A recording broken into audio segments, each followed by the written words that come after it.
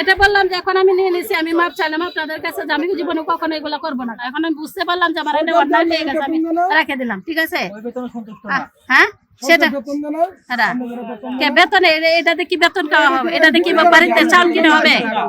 না, এটাতে কি বাড়িতে চাউল কিনা হবে বলেন? না না, সেটা তো কথা না।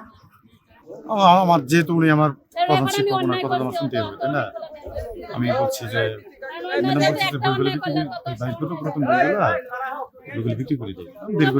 আপনার পদ কি এখানে? বই পুরাতন বই, পুরাতন বই আপনাদের এগুলোকে বিক্রি করার কোনো ম্যানুয়াল আছে বা এগুলোকে বিক্রি করতে পারবেন? আপনাদের সরকারি রকম আপনাদের কি কোনো দিছে, অনুমতি দিছে? বা আপনাদের কি সরকারি বেতন আপনারা পান না? সরকার অবশ্যই আপনাদের বেতন দেয়, তা আপনাদের বই তো বিক্রি করার কোনো নিয়ম নেই। আজকে যে ঘটনাটা, এটা আমরা স্বচক্ষে দেখেছি। এই বিষয়ের উপরে বিভাগীয় তদন্ত গ্রহণ করা অত্যন্ত জরুরি বলে আমি মনে করি।